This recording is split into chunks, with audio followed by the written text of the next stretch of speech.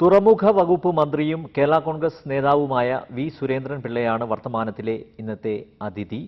വർത്തമാനത്തിലേക്ക് അദ്ദേഹത്തെ സ്നേഹപൂർവ്വം സ്വാഗതം ചെയ്യുന്നു. വർത്തമാനത്തിലേക്ക് സ്വാഗതം.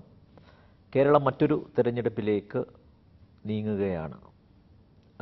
കഴിഞ്ഞ നിയമസഭാ തെരഞ്ഞെടുപ്പിൽ വളരെ അപ്രതീക്ഷിതമായിട്ടായിരുന്നു അല്ലേ താങ്കൾ സ്ഥാനാർത്ഥിയായത്? അപ്രതീക്ഷിതമായിട്ടെന്ന് പറഞ്ഞാൽ തികച്ചും അപ്രതീക്ഷിതമായിട്ടായിരുന്നു. ഞാൻ യഥാർത്ഥത്തിൽ സ്ഥാനാർത്ഥിയാകും അല്ലെങ്കിൽ പാർലമെൻ്ററി രംഗത്തേക്ക് വരുമെന്നുള്ളൊരു പ്രതീക്ഷയില്ലായിരുന്നു. ഞാൻ കഴിഞ്ഞ പ്രാവശ്യമല്ല, അതിനു മുമ്പ് നടന്ന എല്ലാ തെരഞ്ഞെടുപ്പുകളിലും പുനലൂർ MLA ആയിരുന്ന അതിനുശേഷം പിന്നെ ഈ തെരഞ്ഞെടുപ്പ് വരുമ്പോൾ മാത്രം തിരുവനന്തപുരത്ത് വന്ന് തെരഞ്ഞെടുപ്പ് പ്രവർത്തനത്തിന് നേതൃത്വം കൊടുക്കും. അത് കഴിയുമ്പോൾ എൻ്റെ ജോലി തീരും. അങ്ങനെയായിരുന്നു. അങ്ങനെ കഴിഞ്ഞ ഒരു 3-4 തെരഞ്ഞെടുപ്പുകളിൽ ഞാൻ തന്നെയാണ് തിരുവനന്തപുരത്തിൻ്റെ ചുമതലയുണ്ടായിരുന്നത്. അങ്ങനെ കഴിഞ്ഞ പ്രാവശ്യം ആ ചുമതല ഏറ്റെടുത്തുകൊണ്ട് തെരഞ്ഞെടുപ്പ് രംഗത്ത് നിൽക്കുകയായിരുന്നു. അപ്പോഴാണ്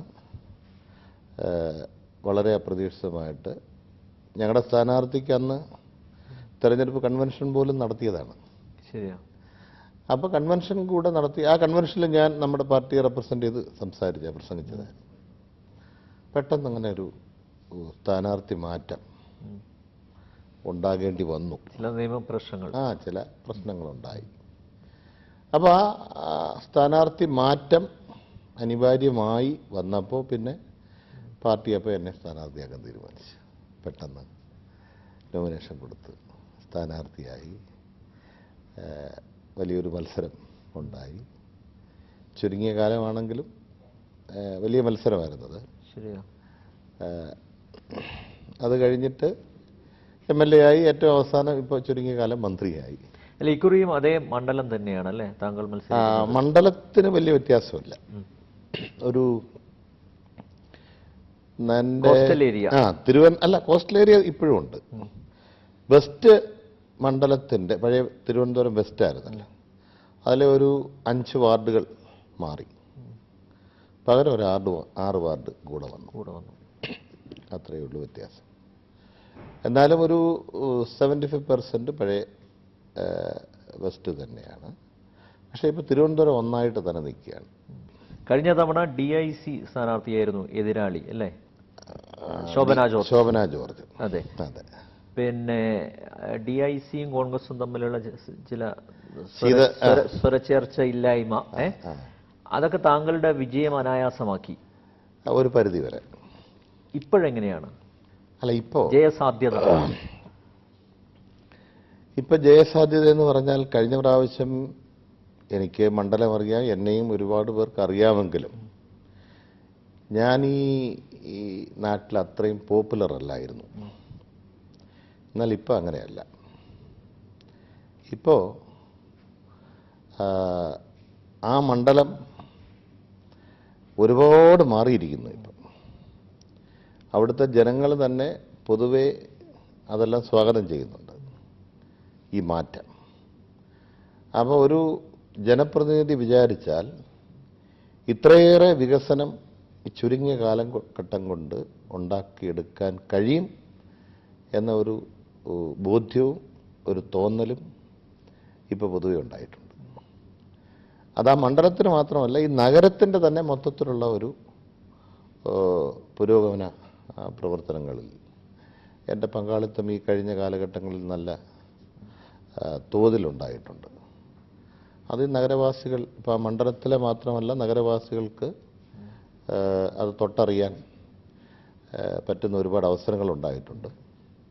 അവർക്ക് ആ അവസരങ്ങളിലെല്ലാം അവരതെല്ലാം പരിശോധിക്കാനായിട്ടുള്ള ഒരു അവസരവും ഉണ്ടായിട്ടുണ്ട്. അതിനകത്ത് തീർച്ചയായിട്ടും ഞാൻ 100% ഈ നാടിൻ്റെ ഒരു വികസന പ്രവർത്തനങ്ങളിൽ നല്ല ഒരു പങ്കാളിത്തം ഏറ്റെടുക്കാൻ എന്നെ കൊണ്ട് കഴിഞ്ഞിട്ടുണ്ട് എന്നാണ് എൻ്റെ വിശ്വാസം. അല്ല, തിരുവനന്തപുരം ആയതുകൊണ്ടുള്ള അഡ്വാൻറ്റേജ് ഉണ്ട് അല്ലേ? ഏത് സമയവും വളരെ ഓടി നടക്കുക. അതെ അതെ അതെ അതെ എല്ലാ സർക്കാർ പരിപാടികളിലും പിന്നെ മണ്ഡലം അത്രയും വലിയ വിസ്തൃതി ഇല്ലാത്തത് കൊണ്ട് പെട്ടെന്നൊരു മരണമുണ്ടായാൽ, കല്യാണമുണ്ടായാൽ, മറ്റെന്തെങ്കിലും ജനങ്ങൾക്ക് ആവശ്യമുണ്ടായാൽ എപ്പം പെട്ടെന്ന് നമുക്ക് ഓടിയെത്താനും കഴിയും. ഇപ്പം നിയമസഭ ഉണ്ടെങ്കിൽ പോലും നിയമസഭയ്ക്ക് നടന്നുകൊണ്ടിരിക്കുമ്പോഴും എന്തെങ്കിലും അത്യാവശ്യം ഉണ്ടെങ്കിൽ നമുക്ക് പെട്ടെന്നൊന്ന് ഓടിപ്പോയി നമ്മുടെ സാന്നിധ്യം അറിയിച്ചിട്ട് വരാൻ കഴിയും. അപ്പോൾ അതുകൊണ്ട് തന്നെ സ്വാഭാവികമായിട്ടും ആളുകൾക്ക് ഒരു MLAയുടെ സാന്നിധ്യം അല്ലെങ്കിൽ ജനപ്രതിനിധിയുടെ സാന്നിധ്യം എല്ലാ സമയത്തും ഉണ്ടായിരുന്നു. അതെ. ഏറ്റവും ഒടുവിൽ മന്ത്രിസ്ഥാനം, അതും താങ്കൾക്ക് അനുഗ്രഹമായി. നല്ലൊരു വകുപ്പും, തുറമുഖ വകുപ്പ്. അതെ അതെ അതെ അതെ അതെ തുറമുഖ വകുപ്പെന്ന് പറഞ്ഞാൽ തുറമുഖ വകുപ്പ് ഒരു വലിയ വകുപ്പാണെന്ന് ആർക്കും വലിയൊരു പ്രതീക്ഷയില്ലായിരുന്നു. തുറമുഖ വകുപ്പ് നമ്മുടെ തീരദേശം എന്ന് പറയുന്നത് നമുക്കറിയാം 590 കിലോമീറ്റർ ദൈർഘ്യമുള്ള തീരദേശമാണ്. ഈ ഇന്ത്യയിൽ യഥാർത്ഥത്തിൽ കേരളത്തിലാണ് ഏറ്റവും വലിയ തീരദേശം, ഇത്രയും ദൈർഘ്യമുള്ള തീരദേശമുള്ളത്. ഇപ്പോൾ മഹാരാഷ്ട്ര എടുത്താലും ഗോവ എടുത്താലും വെസ്റ്റ് ബംഗാൾ, ഒറീസ, ചെന്നൈ, ഇത്രയാണല്ലോ മാരിടൈം സ്റ്റേറ്റ്. അതിൽ ഏറ്റവും അനുഗ്രഹീതമായ തീരദേശമുള്ള കടലുള്ള കടൽ തീരമുള്ളത് കേരളമാണ്. ചെറുതും വലുതുമായ 13 തുറമുഖങ്ങളുണ്ട് നമ്മുടെ തീരദേശത്ത്. ആ 13 തുറമുഖങ്ങളും വികസിപ്പിക്കാൻ കഴിയുമെന്നോ വികസിച്ചാൽ നമ്മുടെ നാടിന് വലിയ ഗുണമുണ്ടാകുമെന്നോ വലിയ അറിവോ വലിയ പ്രതീക്ഷയോ കേരളത്തിലെ ജനങ്ങൾക്ക് ഇല്ലായിരുന്നു യഥാർത്ഥത്തിൽ. എന്നാൽ ഈ മേഖലയിൽ പ്രവർത്തിക്കുന്നവർക്കും ചിന്തിക്കുന്നവർക്കും അറിയാം ഈ തുറമുഖങ്ങൾ വൻ സാധ്യതകൾ അത് വികസിപ്പിച്ചാൽ നാടിൻ്റെ ഒരു വലിയ സാധ്യതയാണ് ഉണ്ടാകുന്നത്. ഇപ്പം റോഡിന് വികസിക്കത്തില്ലല്ലോ, റോഡിന് വീതി കൂട്ടാൻ ഒക്കത്തില്ല, റോഡിലോടുന്ന വണ്ടിയുടെ എണ്ണം കുറയ്ക്കാനും ഒക്കത്തില്ല, ഈ വാഹനപ്പെരുപ്പം നമുക്ക് കുറയത്തുമില്ല, റോഡിന് വീതി കൂട്ടാനും കഴിയില്ല. അപ്പം ഞങ്ങൾ തന്നെയാണ്, ഈ ഗവൺമെൻറ്റാണ്, ഞാൻ ഉൾപ്പെടുന്ന ഈ ഗവൺമെൻറ്റാണ് ഈ രംഗത്തേക്ക് ഒരു പുതിയ കാഴ്ചപ്പാടിലേക്ക് കേരളത്തിലെ ജനങ്ങളെ കൊണ്ടുവന്ന കോസ്റ്റൽ ഷിപ്പിംഗ് എന്ന് പറഞ്ഞാൽ ചരക്ക് ഗതാഗതം മുഴുവൻ റോഡിൽ നിന്ന് ക്രമേണ മാറ്റി കടലിലൂടെ ആക്കുക. 2 ഗുണമാണ്. ഒന്ന്, ഈ റോഡിലെ തിരക്ക് കുറയ്ക്കാൻ കഴിയും, സമയലാഭം, സാമ്പത്തിക ലാഭം. ഇപ്പം തിരുവനന്തപുരത്ത് നിന്ന് മംഗലാപുരം വരെ ഒരു ചാക്ക് സാധനം സപ്പോസ് കൊണ്ടുപോകുന്നതിന് 1000 ഉറുപ്പിക റോഡ് വഴി കൊണ്ടുപോകുന്നതിന് ചിലവാകുമെങ്കിൽ അതിൽ 200 രൂപയാവും ജലമാർഗം കൊണ്ടുപോയാൽ. അപ്പോൾ ഒരു ചാക്ക് കൊണ്ടുപോകുന്നതിനുള്ള വ്യത്യാസം ഇതാണെങ്കിൽ എത്രയോ കപ്പലുകൾക്കാണ് ഇപ്പം ജലത്തിലൂടെ എത്ര കപ്പൽ ഓടിയാലും ഒന്നുമില്ലല്ലോ, ഒന്നും നഷ്ടപ്പെടാനില്ല. അപ്പോൾ റോഡിലൂടെ ഓടുന്നതിനാണ് നമ്മുടെ ഫ്യൂവൽ നഷ്ടം, തേയ്മാനം, ടയർ തേയ്മാനം, വാഹന അപകടം, തിരക്ക്, ഇതെല്ലാം വരുന്നത്. കടലിലൂടെ പോകുന്നതിന് യാതൊരു ബുദ്ധിമുട്ടുമില്ല. അപ്പോൾ പക്ഷേ ഒറ്റ കാര്യമുണ്ട്, ആ കോസ്റ്റൽ ഷിപ്പിംഗ് യാഥാർത്ഥ്യമാകണമെങ്കിൽ നമ്മുടെ ഈ 13 തുറമുഖങ്ങളിൽ ഒരു 5-6 തുറമുഖങ്ങൾ കപ്പലെടുക്കാൻ, ചെറിയ കപ്പലുകളെങ്കിലും അടുക്കാനുള്ള സാധ്യത ഉണ്ടാക്കണം. അതിനിപ്പോൾ ഞങ്ങൾ കണ്ണൂർ മുതൽ ഇപ്പോൾ അഴീക്കൽ ഇപ്പോൾ കപ്പൽ വന്നു, ഈ കഴിഞ്ഞിടയ്ക്ക് കപ്പൽ കയറി അവിടെ ഡ്രഡ്ജ് ചെയ്തു. അവിടെ അഴീക്കൽ ഈ വലിയ ഉത്സവമായിരുന്നു, വലിയ ആഘോഷമായിരുന്നു. അതുപോലെ പൊന്നാനി, അതുപോലെ ബേപ്പൂര്. നമ്മുടെ തലശ്ശേരി വിട്ടുപോയി. തലശ്ശേരി ഇല്ല, തലശ്ശേരി ഉണ്ട്. തലശ്ശേരി ഞങ്ങൾ ടൂറിസമാണ്, ടൂറിസം ക്രൂയിസ്. തലശ്ശേരി പണ്ട് ബ്രിട്ടീഷ് ഏറ്റവും പ്രധാനപ്പെട്ട തുറമുഖം. നമ്മുടെ കോടിയേരി ബാലകൃഷ്ണൻ തലശ്ശേരിയെന്നും പറഞ്ഞ് നടക്കുകയായിരുന്നു. കാരണം ഈ അവിടെ ക്രൂയിസ് ഷിപ്പ് വരണം, ടൂറിസം ആയിട്ട് ബന്ധപ്പെടുത്തി. അപ്പോൾ ടൂറിസവുമായിട്ട് ബന്ധപ്പെടുത്തി തലശ്ശേരിയിൽ കപ്പൽ കൊണ്ടുവരാനും ആ പോർട്ട് വികസിപ്പിക്കാനുമുള്ള ബൃഹത് പദ്ധതിയാണ് ഇപ്പോൾ ആവിഷ്കരിച്ചിരിക്കുന്നത്. അതുപോലെ കൊല്ലം എന്ന് പറഞ്ഞാൽ കാഷ്യൂവിൻ്റെ ഒരു വലിയ കേന്ദ്രമാണ്. തങ്കശ്ശേരി അല്ലേ? തങ്കശ്ശേരി. ഇപ്പോൾ കൊല്ലത്തെ കാഷ്യൂ എക്സ്പോർട്ടേഴ്സ് കാഷ്യൂ കയറ്റുന്നതും ഇറക്കുന്നതും കൊച്ചിയിൽ നിന്നാണ്. ഇപ്പോൾ ഇവിടുന്ന് ട്രക്ക് വഴി കൊച്ചിയിലെത്തിച്ച് അവിടെ വെരിലോങ് ക്യൂ 2-3 ദിവസം കാത്തു കിടന്നു. അപ്പോൾ അവർക്കെല്ലാം ഇനിയിപ്പോൾ കൊല്ലത്തുനിന്ന് കയറ്റി അയക്കാം, കൊല്ലത്ത് ഇറക്കാം. എക്സ്ക്ലൂസീവായിട്ട് അവരുടേതായി മാറുക തങ്കശ്ശേരി. അതുപോലെ വിഴിഞ്ഞത്ത് ഇപ്പോൾ ആഡംബര കപ്പൽ ചെറുപറ വരുന്നു എന്ന് പറഞ്ഞേ, പുതിയ വാർപ്പും പുതിയ കാര്യങ്ങളും എല്ലാം ഉണ്ടായി. വിഴിഞ്ഞം ഇപ്പോൾ ഇന്റർനാഷണൽ സീ പോർട്ടല്ല, നിലവിലുള്ള പോർട്ട്. അപ്പോൾ ഈ നിലവിലുള്ള സാഹചര്യങ്ങൾ ബേപ്പൂരിൽ ഞങ്ങൾ വലിയൊരു മാറ്റം ഉണ്ടാക്കിയെടുത്തു. ലക്ഷദ്വീപിൽ നിന്ന് കപ്പൽ വരാനായിട്ടൊരു പുതിയ ഡെഡിക്കേറ്റഡ് ബെർത്ത് തന്നെ പുതുതായിട്ട് ഉണ്ടാക്കാനായിട്ട് തീരുമാനമെടുത്തു. ഇന്ത്യ ഗവൺമെൻറ് ഒരുപാട് കാലം കൊണ്ട് ആഗ്രഹിച്ചതാണ്.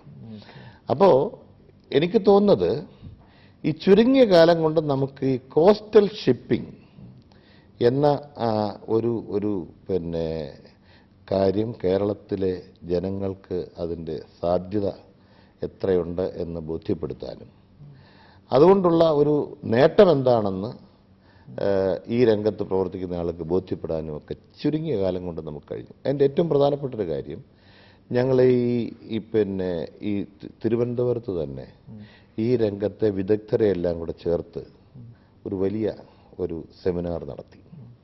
കോൺഫെഡറേഷൻ ഓഫ് ഇന്ത്യൻ ഇൻഡസ്ട്രിയും പോർട്ട് ഡിപ്പാർട്ട്മെൻറ്റും കൂടെ ചേർന്ന് ഒരു വലിയ സെമിനാർ നടത്തി. മുഖ്യമന്ത്രിയായിരുന്നു ഉദ്ഘാടനം ചെയ്തത്. അതിനകത്ത് ഈ രംഗത്തേക്ക് സാധ്യതകൾ എന്തൊക്കെയാണ്, അതിനകത്ത് നമ്മുടെ വിഴിഞ്ഞം ഇന്റർനാഷണൽ സീ പോർട്ടിൻ്റെ സാധ്യതയും വന്നു.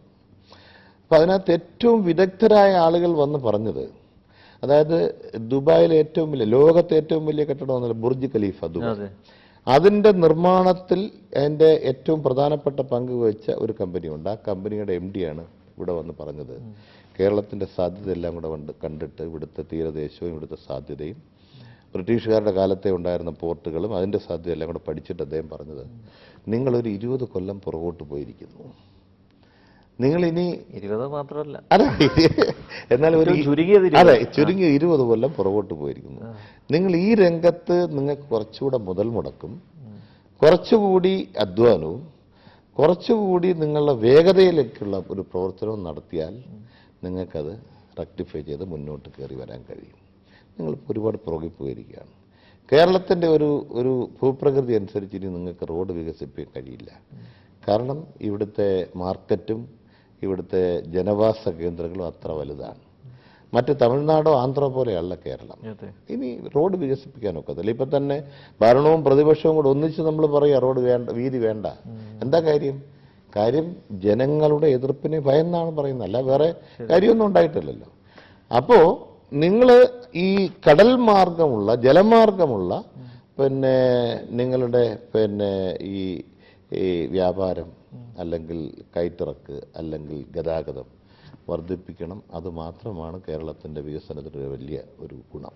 ഈ ഇടതുമുന്നണി സർക്കാർ വികസന നേട്ടങ്ങളിൽ ഉയർത്തിക്കാട്ടുന്നതാണ് വിഴിഞ്ഞം രാജ്യാന്തര തുറമുഖ പദ്ധതി. പക്ഷെ അതും കുറെ കാലതാമസം ഉണ്ടായില്ലേ? ഇല്ല, അത് നമുക്കറിയാം. ഇപ്പം 2 പ്രാവശ്യം നമുക്കറിയാമല്ലോ, 2 പ്രാവശ്യം ആഗോള ടെൻഡർ നടത്തി അതിൻ്റെ നടപടിക്രമങ്ങളെല്ലാം പൂർത്തിയാക്കിയതാണ്. ആ 2 പ്രാവശ്യവും വളരെ ചുരുക്കം ആളുകളെ ഇവിടെ വന്നിട്ടുള്ളൂ. ഒരു പ്രാവശ്യം ഇന്ത്യ ഗവൺമെൻറ്റിൻ്റെ സെക്യൂരിറ്റി ക്ലിയറൻസ് നഷ്ടപ്പെട്ടതുകൊണ്ട് അത് മുന്നോട്ട് പോകാൻ കഴിഞ്ഞില്ല. 2ാമത്തെ പ്രാവശ്യം വന്നപ്പം ലാൻകോ കൊണ്ടപ്പള്ളി സൂം ഡെവലപ്പേഴ്സ് അറിയാമല്ലോ, ആ ഒരു ഇഷ്യൂ വന്നു, അടി വന്നു, സുപ്രീം കോടതി വരെ കേസ് പോയി. ആ പ്രശ്നവും പിന്നെ ഭൂമി ഏറ്റെടുക്കൽ അതെല്ലാം അങ്ങോട്ടും ഇങ്ങോട്ടുമൊക്കെ ആകെ ഒരുമാതിരി കലുഷിതമായ ഒരു സാഹചര്യം വന്നപ്പോഴാണ് എല്ലാവർക്കും അറിയാം, ഗവൺമെൻറ് തന്നെ ഇത് പണ്ടൊക്കെ എങ്ങനെ തീരുമാനിച്ചു. പണ്ടൊക്കെ എന്ന് പറഞ്ഞാൽ അവിടെ വിഴിഞ്ഞം എന്ന് പറയുന്ന ഇതാണ്, ഇവിടെ കുറേ പാറ, കുറേ കടൽ, കുറേ ഭൂമി, ഇത് നിങ്ങൾ ഏറ്റെടുത്ത് ചെയ്യണം, ഇവിടെ പോർട്ടാക്കണം. ഇതാണല്ലോ നമ്മുടെ ഒരു കൺസെപ്റ്റ്. അതാണ് എല്ലാം കൂടെ ഒരാളിനെ ഏൽപ്പിക്കുന്ന ഒരു ജോലിയായിരുന്നു. അപ്പോൾ ഒരു കമ്പനി, ഇപ്പോൾ ഇൻ്റർനാഷണൽ തലത്തിൽ പ്രവർത്തിക്കുന്ന ഒരു കമ്പനി ഇവിടെ വന്ന്, അല്ലെങ്കിൽ ആ കമ്പനിയുടെ പ്രതിനിധി ഇവിടെ വന്ന് നോക്കുമ്പോൾ, ഇതാണ് വിഴിഞ്ഞം,